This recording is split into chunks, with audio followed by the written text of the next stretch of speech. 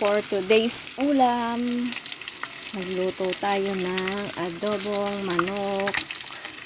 Ayan, nagisa ko na ang bawang, sibuyas at luya. Ayan, parang pinipirito ko muna ang manok kapag ako'y nag-aadobo para mas masarap. Ayan, saka ako lalagyan ng soy sauce. Yan lang muna, parang pinipirito lang ng saglit lang naman ng pagprito. Yan, sunod ko na ang soy sauce.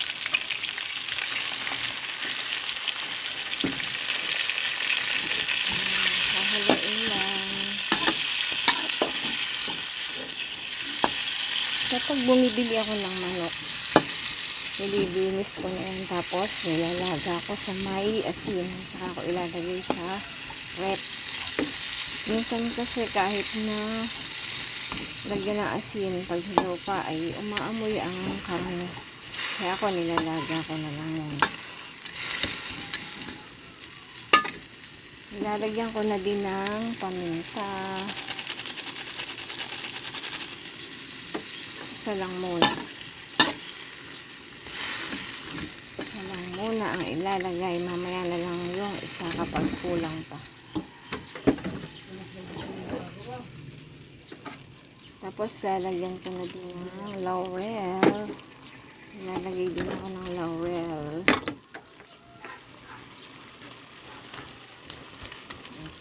Isa ko lang ng konti.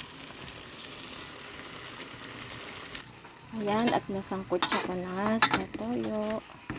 Lalagyan naman ng sabaw. Lagyan ko na ng isang basong tubig para mapalambutan na ang ating adobo.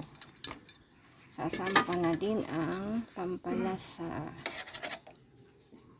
Yan, tatakpan lang, papakuluin. Ayan, malambot na ang ating karne. Lalagyan na natin ng vinegar. Ayan, huwag din hahaluin. Hayaan lang kumulo. At huwag din tatakpan. Ganyan ako mag-adobo. Mas masarap dyan, medyo tuyo. Pakukulaan lang. Ayan, luto na ang ating adobong manok. Thank you for watching. God bless us all.